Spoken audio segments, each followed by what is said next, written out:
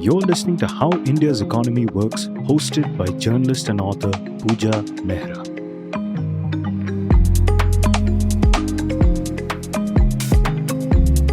Hello, I'm Puja Mehra. Most government officials I speak with these days say that the government believes that bilateral trade agreements are going to be the way to do trade in the Trump era. News reports have been gung-ho about bilateral trade deals being negotiated. A free trade agreement with the UK has been announced, although only sketchy details are available in the public domain on what exactly is being agreed. I asked Professor Abhijit Das to talk about this. Professor Das has been on the show earlier to discuss Trump's trade agenda and its fallout on India and the rest of the world. Professor Das is a leading trade expert, was the head of the Center of WTO Studies at the Indian Institute of Foreign Trade, and has had long years of experience of contributing to India's international trade negotiations, including in the anti-dumping and subsidy negotiations at the WTO. Professor Das, thank you so much for coming again on the show. Puja, I'm grateful to you for inviting me. It's always a privilege to be on your podcast. Thank you. We are speaking after India and UK have been discussing and kind of closed negotiations on an FTA. I wanted to discuss with you, since this was long being negotiated, I wanted to discuss with you first just briefly what it entails and then, various aspects of understanding it. Right, Puja. What we should remember first and foremost is that sometime in 2022, was it July, August, we were hearing deal by Diwan. It appeared that both sides were hurtling towards finalizing a deal, but better sense prevailed, let me put it that way. The two countries, instead of rushing into signing a deal which both might have regretted later, decided to wait it out, cool heads prevailed, and now a couple of years down the line, we do have a deal. Now, this deal does multiple things. It sends out a very strong signal. It sends out a strong message that during times of global upheaval in trade and trade rules, countries can come together, countries can cooperate, countries can collaborate and finalize deals which are rules-based. So that is an important point which we must recognize. The second point is that, like any trade deal, this will have pros and cons. There will be some areas where India stands to gain, some areas where India may have granted concessions. So let's first understand where India stands to gain, and then we can discuss what India is going to have to give. Let's look at tariffs. But before I do that, it's important to recognize that at this juncture, the legal texts are not yet out in public domain.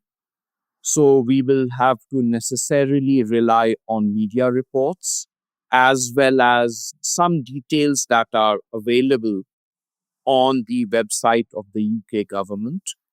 And based on both these sources, we can safely say that in terms of merchandise trade, one of the areas of big gains for India is likely to be access into the UK market at zero tariffs.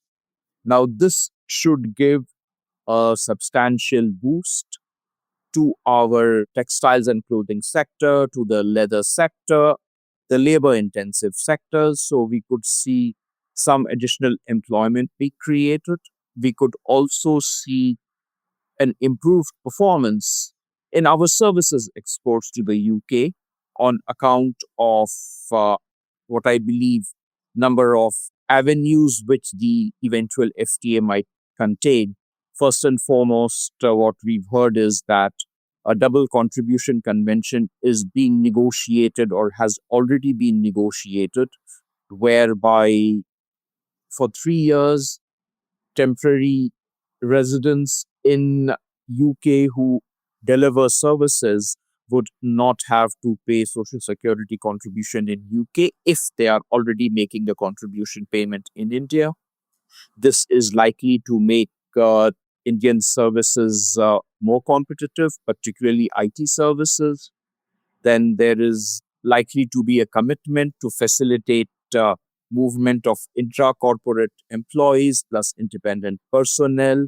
This might again help enhance the service delivery of IT professionals. There is likely to be a mutual recognition of educational and professional qualifications. Of course, this mutual recognition might not happen by the time the agreement is signed and implemented, but there is likely to be a commitment to enter into mutual recognition a few years down the line.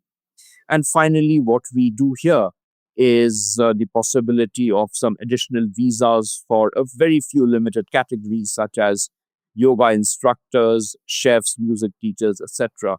So, yes, the UK India FTA could give a boost to the services exports as well. So, these I would think are on the positive side. I read some reports where the British press was protesting this concession that is being discussed for Indian, especially IT professionals, but perhaps in other services also, on social security. Is this sort of cast in stone, or could there be pressure in the UK for a pushback? Very difficult to say at this juncture. We don't know whether the agreement has been finalized or it is still in the process of being finalized. If it has not yet been finalized, then there could be some pushback. But given the reality that this is an area where India stands to make important gains, I'm sure our negotiators will negotiate very hard to get an outcome which is to our benefit. So even if there is opposition within the UK, eventually we should get an agreement which promotes our interest on this issue. And this double contribution convention is not something new. UK has such agreements, I believe, with a few other countries as well. Yes, I read that as well. What are we giving to the UK in return for these gains? Let me look at just a few specific examples of concessions which we might have made. I'm not saying that concessions are bad. Any trade agreement necessarily involves making gains, making concessions.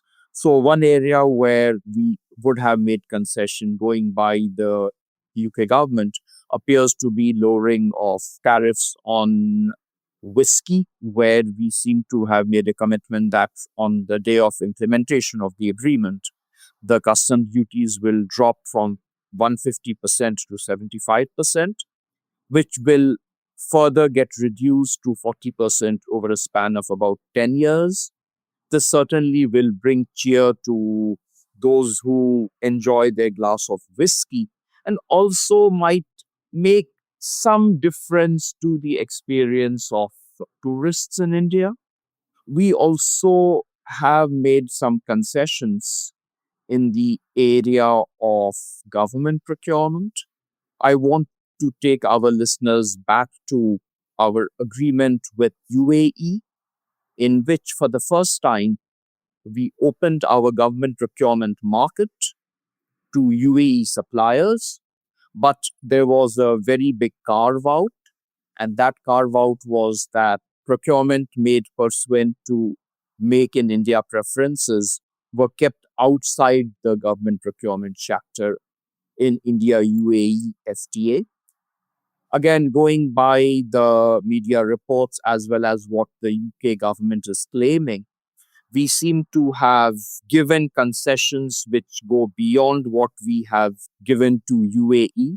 What we've promised, at least that's what the media reports suggest, what we promised is that UK suppliers which have more than 20% UK content of goods or services would be treated as class 2 suppliers in Indian government procurement. Now, this is definitely an important concession we have given. We have to bear in mind that under the rules of the WTO, the government has very few policy instruments left in its hand to give a boost, to give a fillip to domestic producers of both goods and services. Government procurement is one of those very few remaining policy instruments whereby the government can discriminate in favor of domestic suppliers by opening the government procurement market through FTAs. We are willingly, voluntarily ceding away this policy space, and the implications are very clear. The concession that we've granted to UK in government procurement sets the bar for our other two negotiations, namely that with European Union as well as with US. Both these trading partners will definitely be requesting for concessions which go beyond what we have granted to the UK. A question could be raised that, well, won't India also benefit from reciprocal market access in the procurements made by UK? Now, here, what we need to grapple with is that although the size of annual procurement by the UK government has been estimated to be about 120 to 125 billion pounds, a very small percentage of it is actually sourced from outside UK. Certain estimates suggest that less than 8 to 10 billion pounds per year gets sourced from outside UK. And let's bear in mind that India would have to compete with European Union, with United States, with Japan for this very small value of procurement by UK. So the reciprocal market access gains which our exporters are likely to enjoy in the government procurement market of UK may not be very high. It may be the size of the market really may be 8 to 10 billion pounds each year. Certainly not something very significant.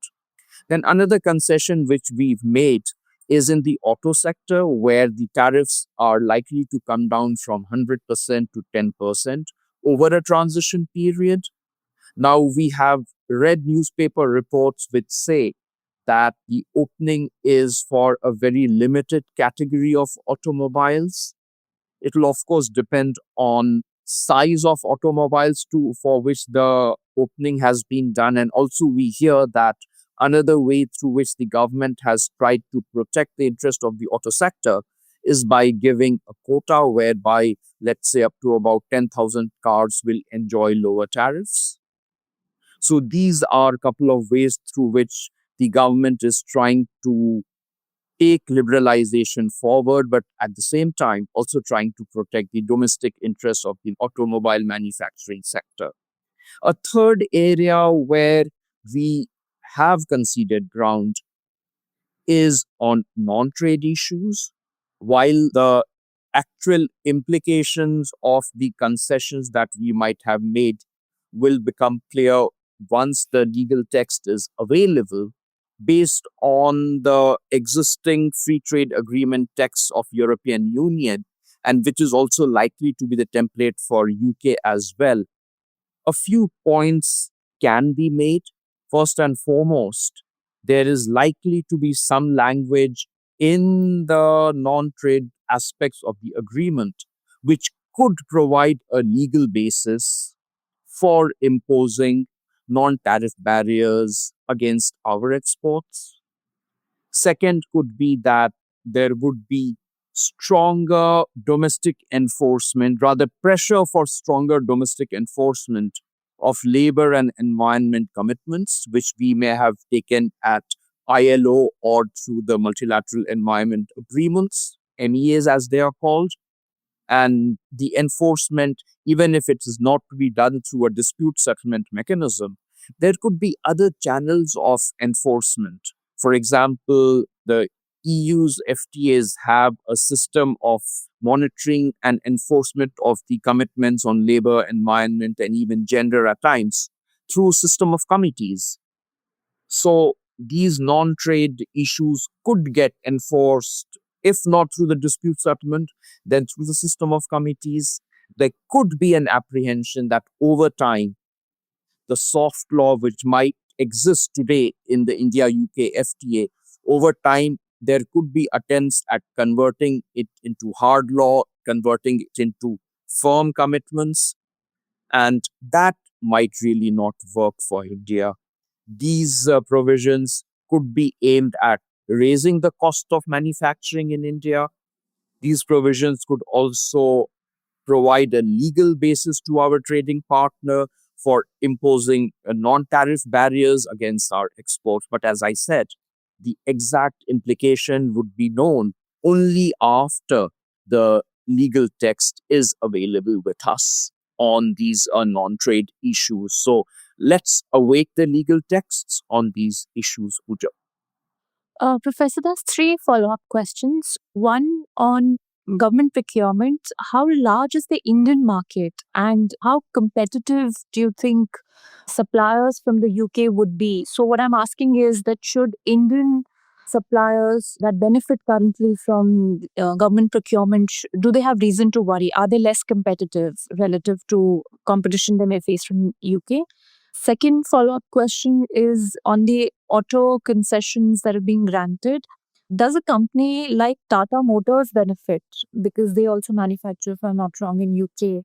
And third, on non-trade issues, why are developing countries pushing for inclusion of these non-trade issues like labor, environment, gender, etc., in trade agreements? What's the thinking behind this? Right. Now, let me start with your question on government procurement.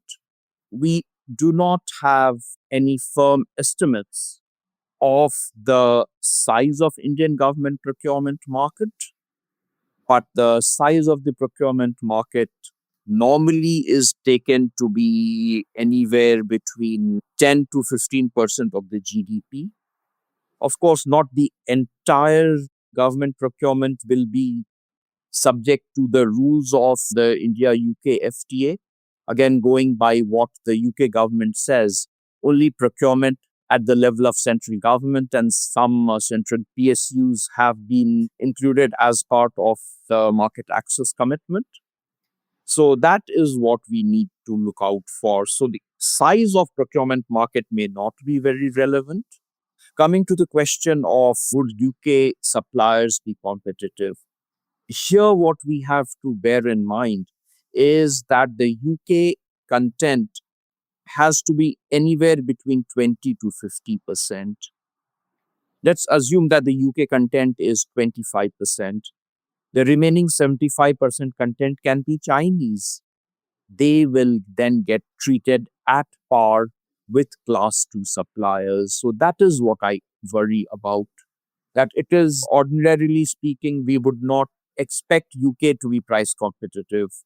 But very fact that UK plus Chinese suppliers, they will be able to access Indian procurement market by being treated as class 2 suppliers, that can pose a risk. And when I say India and Chinese suppliers, what I really mean is that the 20-25% UK content and rest being the Chinese content, that can pose a competitive threat to our domestic suppliers. Can we introduce a national security clause like the US has done with their UK deal just recently? They haven't named any countries, but primarily to sort of remove Chinese content or ingredients from British supply chains for imports into US. I completely agree with you, Pooja. That should be the way forward. And I hope our negotiators have been savvy enough to recognize the perils and have included in the agreement the possibility of having restrictions in government procurement based on security considerations. So let's keep our fingers crossed and let's feel confident that our negotiators have been savvy enough on this aspect. Turning to the question on automobile, yes, Tata Motors does have a presence in UK. They could stand to benefit, particularly in the segment of larger cars. So that just shows how national interests, it becomes difficult to define what is national interest. Is the interest of Tata Motors in India Indian interest? Is the interest of Tata Motors UK entity Is that also national interest of India? So in a globalized world, it becomes very difficult to untangle what is national interest and where does the commercial interest of one entity, how that gets split between national interests of, let's say, India and UK in this particular case. That is so interesting, Professor Das. It also reminds me of something I read in your new book about how international trade relations affected by domestic lobbies. I think shareholders of Tata Motors in India would certainly celebrate because it'll reflect in their dividends. Oh, absolutely. And thanks, Puja, for mentioning my book, Strategies in GATT and WTO Negotiations. And thanks for reading it. It's a wonderful book. And I want to recommend it to our listeners at this point. It's a wonderful book to understand how trade negotiations take place. We tend to have a very oversimplified view of trade negotiations, but your book is so insightful. Thank you, Puja, for your very generous endorsement of my book. That's really very kind of you. Let me get back to your question on non trade issues, non tariff barriers. Why are the developed countries pushing for them? Of course, the fundamental way in which this narrative is being pushed is that issues around environment or labor welfare or gender, these enshrine, these embody core values of Western society. Now, whether those core values hide pure and simple mercantilist objectives becomes clear when we analyze some of the provisions which are contained in the FTAs of European Union. If we look at some of the provisions, what becomes very clear is that behind the veneer of sustainability, what is sought to be promoted are two things: promoting exports of European Union as well as creating barriers for exports from rest of the world. This EU CBAM is a prime example, and linked with that will be the UK CBAM. And I should have mentioned earlier that when we talk of gains for India from the UK FTA, we have to be cognizant that some of these gains might really not materialize if UK goes ahead and imposes its carbon border adjustment tax on Indian exports. So that could reduce our export opportunities. So that is one of the objectives of the non-trade measures, to create barriers for exports of other countries, to provide legal justification for imposing restrictions. The second objective is very clear: compliance with some of the environment requirements as well as labor requirements is likely to raise the cost of production in India, which would make its exports relatively less competitive in the international market, and which could again have a dampening impact on our exports.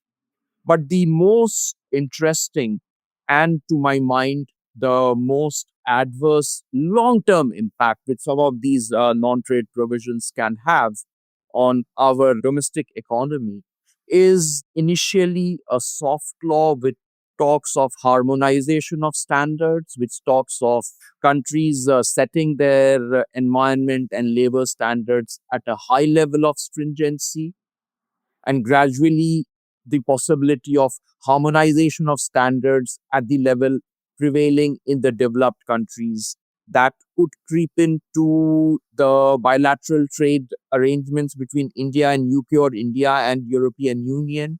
What would be the implications? I'm not saying that this is happening in the present agreement. No, I'm not saying that.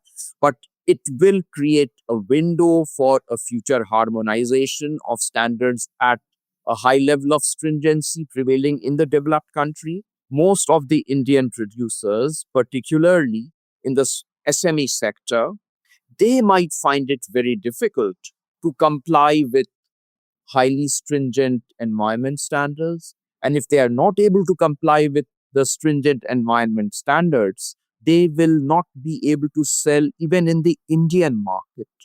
In a nutshell, we have to be very cautious that the free trade agreements that we are negotiating or that we have finalized does not create a window for harmonization of environment standards at a future date. So we have to be mindful of these likely adverse consequences of non trade issues. When we say at a future date, what is the time frame you think these countries are looking at for this harmonization? Are very, very difficult to say, but the agreement will certainly have two or three things. There will be a mechanism of committees through which there will be a commitment to cooperate in different non-trade areas like labor, like environment, like gender. So those committees could provide the pathway for setting standards at a high stringent level. That is one route. Second mechanism will be that once the agreement is up for review, which could be anywhere 5 years, 7 years down the line, then we could come under pressure for harmonization of standards. So we have to be mindful, we have to be watchful, we have to be on our guard, both in the committee deliberations pursuant to the FTA implementation, as well as when the review of the FTA takes place a few years down the line. The other agenda of developed countries that comes into play in FTAs is IPR and IPR protection. And India's aspirations of becoming an innovation based economy. How does that fit in with India's overall objective? Does it help us or does that also create problems? Puja, a commonly heard narrative is that a strong system of intellectual property right protection is essential for an innovation based economy. Now, this is really a narrative. Dig deep into this narrative, and the reality is quite stark. Most of the developed countries have created an innovation based ecosystem by actually not recognizing for decades the IP of foreigners.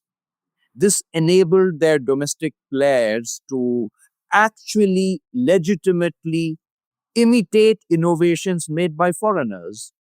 And after having secured a substantial edge in global innovation, then the countries who are developed today, they started pushing for stringent standards of IP protection.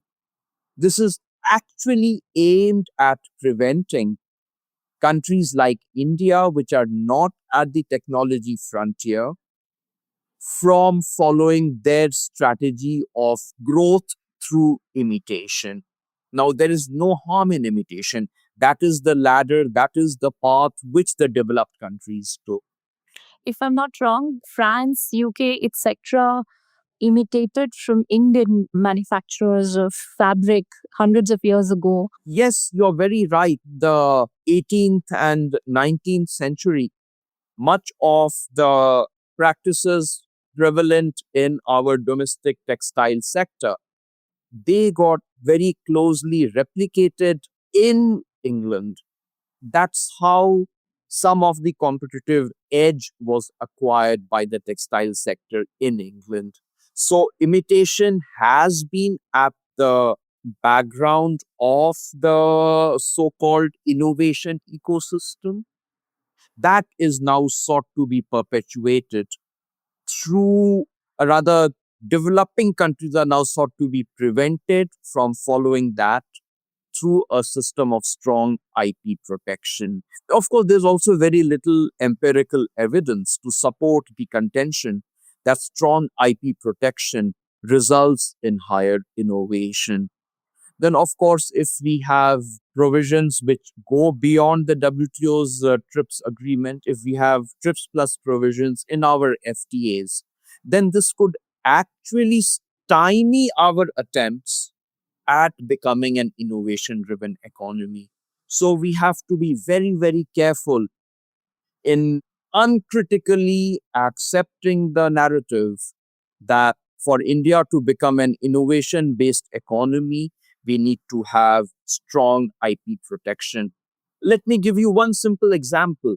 One of the economies which is today at the technology frontier in many areas, which is based on innovation, is Switzerland. Now, just couple of centuries ago, Switzerland built a very strong manufacturing sector and it gave no IP protection. And still it emerged at the technology frontier. So the short point is you don't necessarily need strong IP protection for becoming an innovation driven economy. Professor Das, many people would say that what you're saying is slightly controversial, isn't it? One of the things that the world holds against China is its lack of IP protection. I'm not saying we violate IP laws. I'm not saying that at all, Pooja. What I'm saying is that we must be cautious in accepting new obligations which go beyond the obligations which we have already committed to under the WTO's TRIPS agreement. I'm not saying we violate IP laws, no, absolutely not. But we should not be conceding more ground on IP in our free trade agreements. Would you like to briefly say what the TRIPS commitments are? Let me just focus on one area, which is patents, where we have given a commitment on product patent for 20 years. Of course, any person who claims to have invented a new product which meets the patentability criteria can file an application. And if that application is successful, if the patent examiner comes to the conclusion that the application meets the requirement of the patentability criteria, then that patent holder for 20 years gets an exclusively right on marketing of the product or production of the product, etc., of all commercial activities around his product. Of course, he can license it to anyone else. Now, in the pharmaceutical sector, this is very important because in the pharmaceutical sector, attempts are made by the patent holders to find ways whereby the 20-year period can be extended through various stratagems, what is commonly called evergreening of products. And what the developed world has been attempting through free trade agreements is to give a legal sanctity to attempts at evergreening of products. What would that do? That would delay entry of generics into the market. If generics are delayed in the market, then the patented medicine will continue to have a longer life. That will raise the cost of healthcare in the country, and that can really burn a hole in the pockets of families which are grappling with medical emergencies. So, while we have agreed to the patent regime, product patent regime at the WTO, what we have to ensure is that this regime is not made more stringent, which will have adverse implications for access to affordable medicine in the country. Understood. So, when we are signing all these FTAs, when we are negotiating these FTAs, are they likely to sort of be a big driver of India's export story? And are they very important for India's export growth? A very good question, Pooja.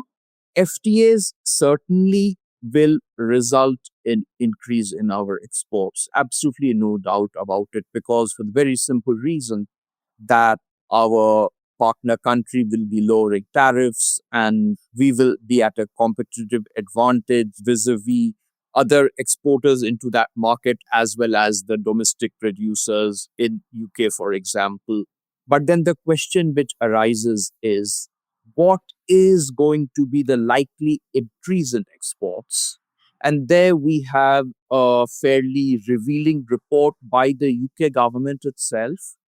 What that report says is by 2040, on account of India UK FTA, India's exports of goods and services to the UK would increase by about 10 billion pounds, which roughly translates into an increase of about $1 billion each year compared this $1 billion increase in our exports to UK with our total exports of goods and services globally, which is about $825 billion, which is really a very, very small amount compared to our total exports of goods and services. And even this annual increase could get reduced on account of the UK imposing CBAM.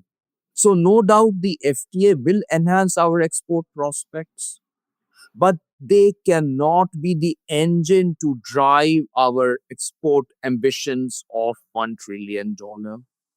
This target, this ambitious target, can be achieved only by making our exports more price competitive, and that can be done through improvements in our infrastructure, through reduction in transaction costs, through cutting down the bureaucratic red tape, by reduction in logistics costs. So that is the area where real gains will be derived.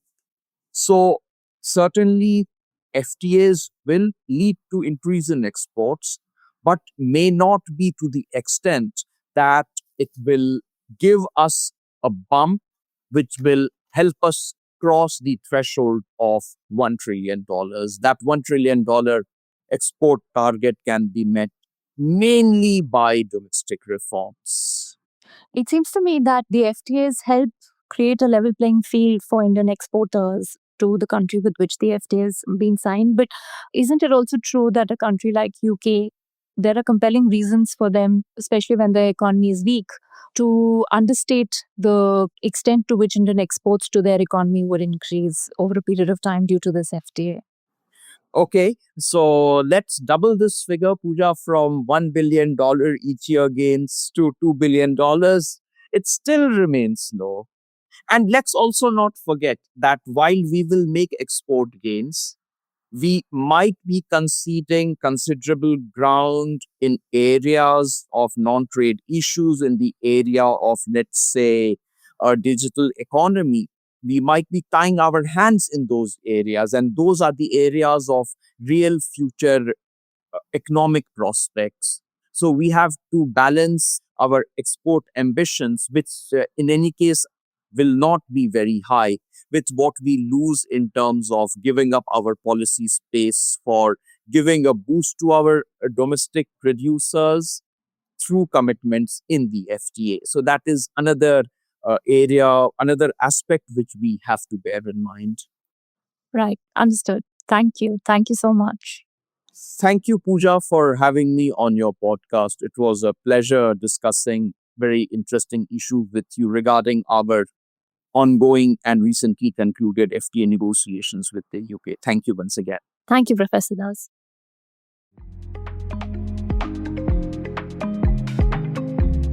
You've been listening to How India's Economy Works, hosted by journalist and author Puja Mehra. Do stay connected with more of our coverage at the core. You can check out our website or sign up to our newsletter at www.thecore.in. That is www.thecore.in. Do also track us on LinkedIn, where we usually post synopses or extracts of our top stories and interviews. We would love your feedback, so do write to us at feedback@thecore.in. Thank you for listening.